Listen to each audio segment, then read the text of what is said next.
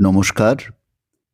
প্রাণারাম চ্যানেলে মহাপুরুষ মহারাজের অমৃতময় কথা এই পাঠের আসরে যারা আমাদের বন্ধুরা রয়েছেন শ্রোতা হিসেবে তাদের সকলকে সশ্রদ্ধ নমস্কার জানাই। দেখতে দেখতে আজকে আমরা অষ্টম পর্বে উপনীত হলাম। প্রত্যেক সোমবার সকাল ৮টায় আমরা মহাপুরুষ মহারাজ ভগবান শ্রীরামকৃষ্ণের অন্যতম ত্যাগী সন্তান স্বামী শিবানন্দজির অমৃতময় জীবন কথা নিয়ে এখানে উপস্থিত হচ্ছি এবং তার জীবন কথা স্মরণ মননের মধ্যে দিয়ে নিজেদেরকে সমৃদ্ধ করবার চেষ্টা করছি।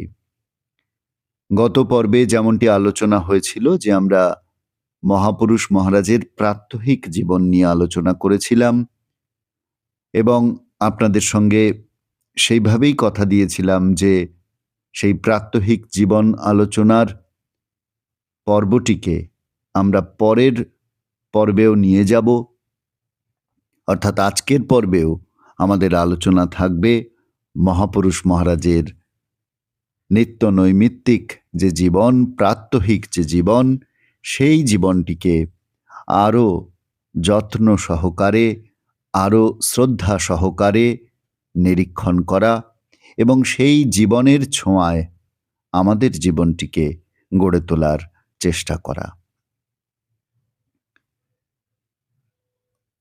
শ্রীরামকৃষ্ণের পূজায় যদি কোনো ত্রুটি হতো, মহাপুরুষ মহারাজের সেটিতে খুব বিচলিত অবস্থা দেখা যেত। ঠাকুরের ভোগে প্রত্যেক দিন কি কি নিবেদন করা হলো সেদিকে তাঁর প্রখর দৃষ্টি ছিল। একদিন ঠাকুরের ভোগে কমলালেবু দেওয়া হয়নি, সেদিন ছিল বড়দিন, শীতকাল, কমলালেবুর মরশুম। তিনি ক্ষুব্ধ হয়ে পূজককে ডাকিয়ে আনলেন, বললেন, আজ বিশেষ দিনে সবাই কমলা লেবু খেয়েছে আর তুমি আজকের দিনে কমলা ছাড়াই ঠাকুরের ভোগ দিলে, তোমার দেখা উচিত ছিল। পূজারী বললেন যে ভাণ্ডারী ফল কেটে দেয়, তিনি যে কমলা দেননি সেটি লক্ষ্য করা হয়নি। মহাপুরুষ মহারাজ ভাণ্ডারীকে ডেকে পাঠালেন, তাকে বললেন যে ঠাকুর সেবার উপযুক্ত তিনি নন, তার উচিত গোশালায় গিয়ে গরুর জন্য ঘাস কাটা। এইভাবে মৃদু তিরস্কার করলেন, কারণ শ্রী শ্রী ঠাকুরের পূজায় ত্রুটি হয়েছে। এইটি ছিল মহাপুরুষ মহারাজের একেবারে সমস্ত কিছুর কেন্দ্রে, যে তার জীবনযাপনের কেন্দ্রে যে শ্রী শ্রী ঠাকুর রয়েছেন। মহাপুরুষ মহারাজের এইটি দেখলে আমরা বুঝতে পারছি।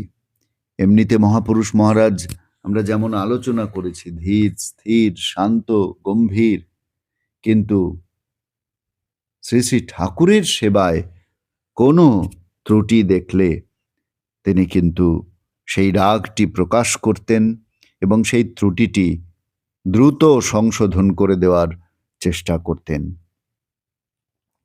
ঠাকুরের ভোগ বা মঠে দেবদেবীর পূজায় সামান্যতম ত্রুটি হলে সেটি কিন্তু তার চোখে ধরা পড়বেই।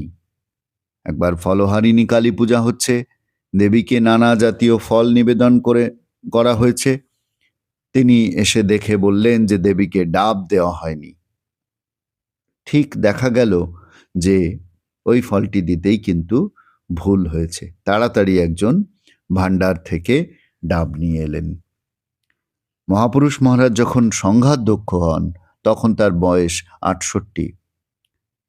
তখনও পর্যন্ত কিন্তু তার কোনো সেবক ছিল না।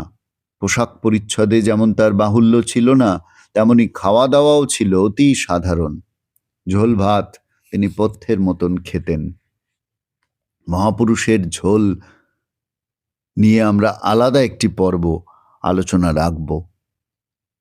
প্রেসিডেন্ট হবার পরেও তার কাজকর্ম এবং ব্যস্ততা বেড়ে গেল। তখন স্বামী অপূর্বানন্দ তার সেবক হলেন। খুব ভোরে উঠে শিবানন্দ মন্দিরে যেতেন। মন্দির থেকে ফিরে তিনি চুপচাপ তামাক খেতেন। তার বাল্যভোগ ছিল একটি প্রসাদী সন্দেশ। বালির ললিত ময়রার দোকান থেকে রোজ 1 পোয়া কাঁচাগোল্লা এনে তা দিয়ে মার্বেলের আকারে 20টা সন্দেশ পাকিয়ে দিনে রাতে ঠাকুরকে 5 বার ভোগ দেওয়া হতো। তার থেকে 2টি সন্দেশ আনা হতো শিবানন্দজির বাল্যভোগের জন্য। একটি সন্দেশ তিনি খেতেন আর একটি ভাগ করে দিতেন সন্ন্যাসী ব্রহ্মচারীদের মধ্যে। সত্যি আমরা যখন এই কথাগুলি শুনছি, আমরা নিশ্চয়ই, আপনারাও আমার মতন বিস্মিত হচ্ছেন। কি অপূর্ব সাধারণ আটপৌরে একটি জীবন যাপন করেছেন মহাপুরুষ মহারাজ। সত্যই যে তিনি মহাপুরুষ, তার এই প্রাত্যহিক জীবনের নিত্য নৈমিত্তিক যে কার্যকলাপ, তার আহার গ্রহণ করা থেকে শুরু করে তার জপ ধ্যান, তার শান্ত সমাহিত মূর্তিটি আমাদের চোখের সামনে যেন ভেসে ওঠে এবং প্রতি মুহূর্তে আমাদের যেন স্মরণ করায় যে তিনি মহাপুরুষ। সেকালে মঠের সাধুদের মধ্যে দুধ খাওয়ার কিন্তু খুব একটা ব্যবস্থা ছিল না। ঠাকুরের ভোগের পায়েস ও একটু দই সবাই পেতেন। মহাপুরুষ মহারাজ রাতে একা 1 পোয়া দুধ খেতেন, তার সঙ্গে 5-7 মনাক্কা ও তালমিছরি দুধের সঙ্গে দেয়া হতো। তিনি দুধ খেতেন বটে, কিন্তু মঠের ছেলেরা দুধ খেতে পাচ্ছে না বলে তিনি কিন্তু খুব সংকোচ করতেন, কষ্ট পেতেন। এই যে সকলের জন্য মহাপুরুষ মহারাজের একটি মাতৃ হৃদয় রয়েছে, সেটি যেন আমরা এর মধ্যে দিয়ে দেখতে পাচ্ছি। যে ছেলেরা দুধ খেতে পারছেন না মঠের সবাই, সেইটি তার কাছে যেন বেদনার মতন ঠেকছে। এটি যেমন একদিকে দেখছি, তেমন আমরা আরেকদিকে দেখতে পাচ্ছি কি সামান্য তার আহার, কি বাহুল্য বর্জিত, কি সরল, কি সহজ তার জীবনযাপন। এই সহজ হয়ে বাঁচাটাই কিন্তু খুব কঠিন, বিশেষ করে আজকের যুগে আমরা যারা এই জটিল সমাজের আবর্তে পাক খাচ্ছি প্রতিনিয়ত, তাদের কাছে এই মহাজীবনের এই সারল্যময় যাপনটি সত্যি অনুধ্যানযোগ্য হয়ে ওঠে। মহাপুরুষ মহারাজ মহাসাধক। তিনি 80 বছর জীবিত ছিলেন। রামকৃষ্ণ মঠ ও মিশনের 2য় প্রেসিডেন্ট রূপে তিনি বিশেষ সম্মান শ্রদ্ধা অর্জন করেছিলেন। সাধক রূপেও তিনি ভক্তর হৃদয়ে প্রতিষ্ঠা পেয়েছিলেন। কিন্তু তার পুণ্য জীবনের মহিমা, সেটি যেন তাকে অধিক ভাস্বরতা দিয়েছে। আজীবন তিনি সহজ সরল ভক্তি দীন জীবন কাটিয়েছেন। শাস্ত্রে বলা হয়েছে, ধৈর্য যস্য পিতা ক্ষমা চ জননী শান্তিশ্চিরা গেহিনী সত্যং সূনুরেব দয়া চ ভগিনী ভ্রাতা মনঃ সংযমঃ শয্যা ভূমিতলং দিশয়পি বসनं জ্ঞানামৃতম ভোজনম এতে যস্য কুটিম্বিনো বদ সখে কস্মাদ ভয়ং যোগিনঃ। ধৈর্য যার পিতা, ক্ষমা জননী, শান্তি গৃহিণী, সত্য পুত্র, দয়া ভগিনী, ভ্রাতা সংযম, শয্যা ভূমিতল, যিনি দিগ্বসন, জ্ঞানামৃত যার ভোজন, এরূপ কুটুম্ব ও সম্বন্ধযুক্ত যোগীর ভয় নেই। ঠিক শাস্ত্র বাক্যটি যেন মহাপুরুষ মহারাজের জীবনে আমরা প্রতিফলিত দেখছি। তাই নির্ভয়, তাই শান্ত, তাই সরল, তাই সহজ, তাই গম্ভীর, তাই নিঃসঙ্গ, তাই আনন্দপূর্ণ একটি মহাজীবন তিনি আমাদের সামনে রেখে গেলেন। তখন বেলুড় মঠে রয়েছেন। খুব ভোরে রাত 3টে উঠে প্রাতকৃত্য সেরে নিতেন। উপরের ঘরে থাকতেন, সেখানে স্বামীজির পায়খানা ছিল। কিন্তু শ্রদ্ধাবশত তিনি সেটি ব্যবহার করতেন না। নিচে খাটা পায়খানা, তবু তিনি নিচেই নেমে আসতেন। চৌবাচ্চায় জল ভরে রাখা হতো, শীতকালের চৌবাচ্চার ঠান্ডা জলেই শৌচাদি করতেন। তারপর হাতে একটু গরম জল নিয়ে মুখ হাত ধুয়ে নিতেন। সকালে ধ্যানের পর শুরু হতো তার প্রাত্যহিক কাজকর্ম। প্রেসিডেন্ট রূপে সবকিছু দেখাশোনা করা, মঠের নিয়ম অনুযায়ী ভক্তরা সকাল সন্ধ্যা 2 বেলা তাঁর দর্শন পেতেন। এদিকে খাওয়া তো ছিল অতি সামান্য, শুধু একটু ঝোল ভাত। খাবার পর হর্তুকি মুখে ফেলে মুখ শুদ্ধি করতেন। তারপর কিছুক্ষণ বিশ্রাম। বিকেলবেলা সন্ন্যাসী এবং ভক্তদের সঙ্গে ধর্ম ও শাস্ত্র আলোচনা। সন্ধ্যাবেলায় মঠের আমতলায় একটি বেঞ্চির উপর বসে সাধু ব্রহ্মচারীরা সবাই আরাত্রিকে যোগদান করেছেন কিনা খোঁজ নিচ্ছেন। পরনে সামান্য হাঁটু পর্যন্ত কাপড়, খালি গা, খালি পা, এইভাবে মঠে ঘুরে বেড়াতেন। 1922 খ্রিস্টাব্দ পর্যন্ত তার পরিধেয় ছিল কিন্তু ওই 2 টুকরো থান কাপড়, গায়ে ফতুয়া ও চাদর, পায়ে চটি জুতো। শুধুমাত্র অন্যত্র যেতে হলে তখনই জামা জুতো ব্যবহার করতেন। জীবনের শেষ প্রান্তে এসে তাকে ভক্ত ও সেবকদের নির্বন্ধে গরম চাদর পরতে হয়েছিল। 1925 খ্রিস্টাব্দের ডিসেম্বর মাসে স্বামী শারদানন্দজি, স্বামী অভেদানন্দজি এবং স্বামী শিবানন্দজি একসাথে তাদের একটি ফটো নেওয়া হয়েছিল। সেই দিন মহাপুরুষ মহারাজকে জামা পরানো হয়েছিল। এই হচ্ছে একটি সরল মহাজীবন। যত তার কথা আমরা জানব ততই আমরা অবাক হয়ে যাব। ব্রাহ্ম মুহূর্তে একেবারে সন্ধ্যা শয্যা ত্যাগ করতেন। তারপর মৃগচর্মের আসনটি বগলে নিয়ে মন্দিরের দ্বারে অপেক্ষা করতেন। সারা বছর একই রুটিন। সকাল 7টা পর্যন্ত ধ্যান। নিজের ঘরে এলে সাধু সন্ন্যাসী ব্রহ্মচারীরা আসতেন, সাধন ভজন নিয়ে উপদেশ দিচ্ছেন। গো সেবা, ফলমূল, তরিতরকারির বাগান, এমনকি পাড়া প্রতিবেশীদেরও খোঁজ খবর নিতেন। একটু বেলা হলেই কিছু খাবার নিয়ে গোয়ালে যেতেন। বাগানে গিয়ে ঠাকুরের ভোগের জন্য সবজি সংগ্রহ করতেন। তারপর মঠের অফিসে গিয়ে সংগঠন সংক্রান্ত নানা বিষয়ে দেখাশোনা করতেন, চিঠিপত্র নিজেই লিখতেন।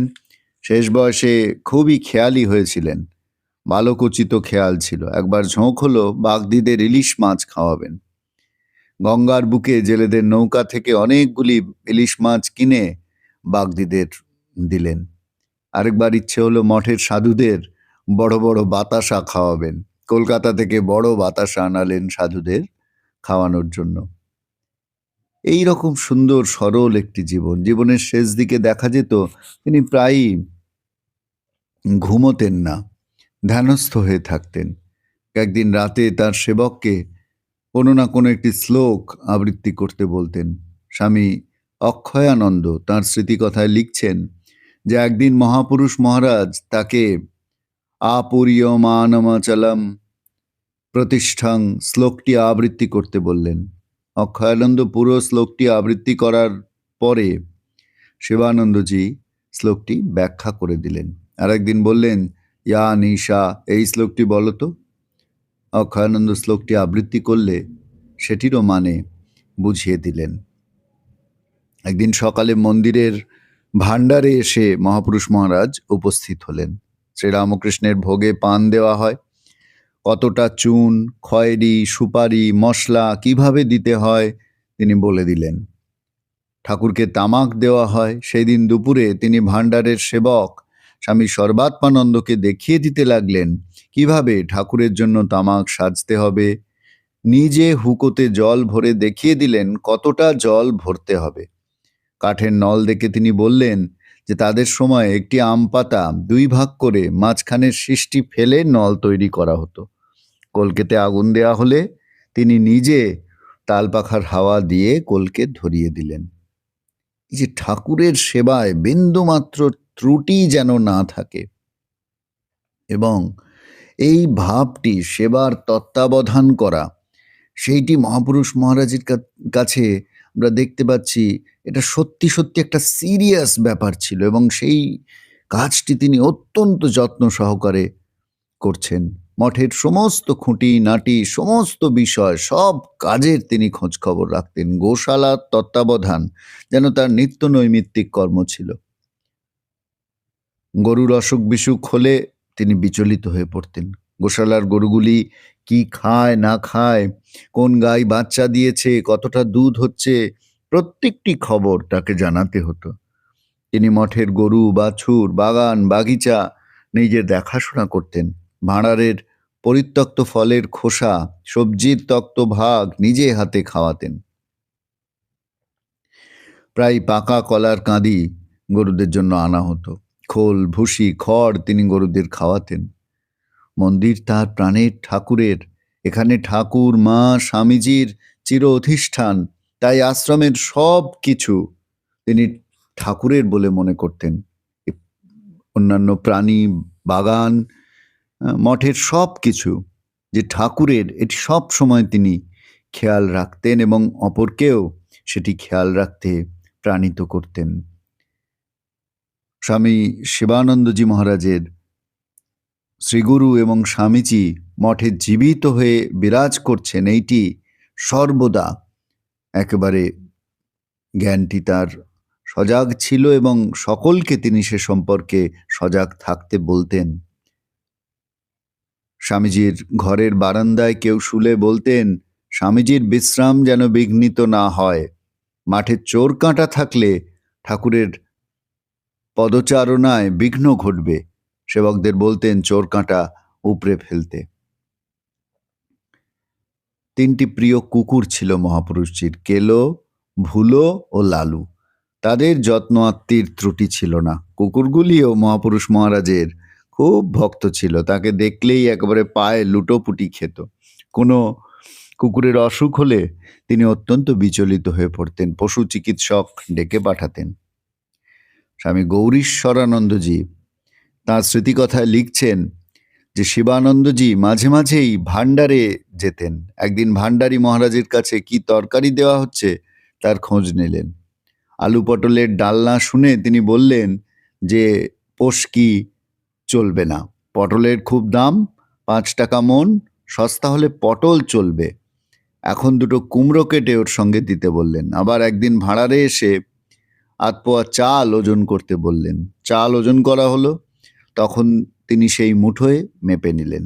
তার জন্য বেশি চাল নেওয়া হয়েছে এটা বোঝার পর তিনি তার সেবককে বকা দিলেন।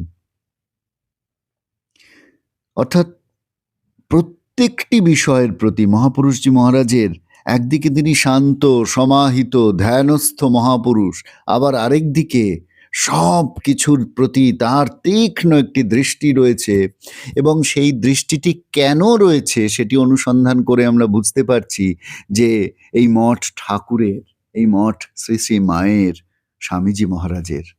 তাই মঠের প্রত্যেকটি জিনিসের প্রতি সতর্ক সজাগ দৃষ্টি রাখা মানে ঠাকুরের, মায়ের এবং স্বামীজিরই সেবা করা।